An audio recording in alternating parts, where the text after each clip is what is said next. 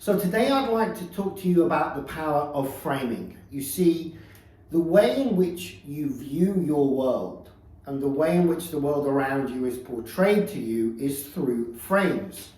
So framing is a common term for the way in which we describe something. For example, I could start off a meeting with my team saying something like, "Thanks for coming here today, guys.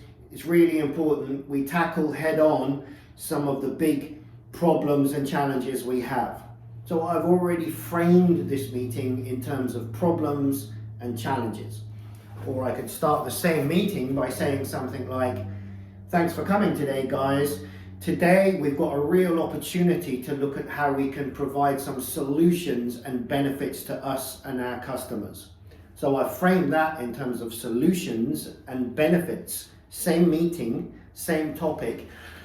But what I've done and what you do with framing and the framing that you buy into is you create a part of your brain that is then going to buy into and search for connections to that frame.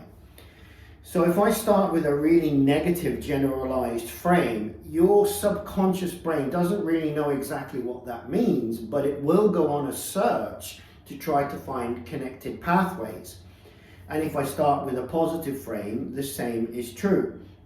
Right now, we're going through a challenging time, or so we're told, or is it a time of opportunity? Different frames. And one of the things that's coming up right now is there's a lot of framing through the media and people around us around what's going on. So we're hearing terms commonly like social distancing. We're hearing terms like economic collapse, lockdown, isolation, quarantine for, protection from fear. And whilst we don't want to be too far away from reality and these things are actually happening, do you need to buy into those negative frames? Because what use are you in the world if it triggers more negative thoughts and beliefs and fears within you? More than ever right now, you need to step into your personal power and energy and be on top of your mental frames and the subsequent energy that's associated with them. So it's really worth thinking about the frames that you're buying into. And maybe instead of referring to social distancing, you could talk about safety distancing or care distancing because you care about your own or other people's health.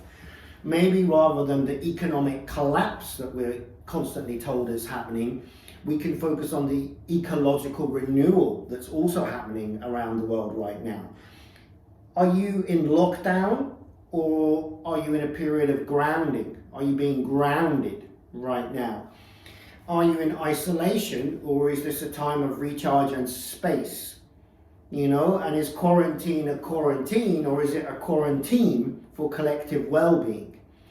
So really simple but clear and very powerful message today. The frames that you say to yourself or think to yourself and the frames that you buy into around you will, whether you're consciously aware of it or not, create the pathways in your brain, the focus that you go down, and subsequently will be directly connected to your emotional states.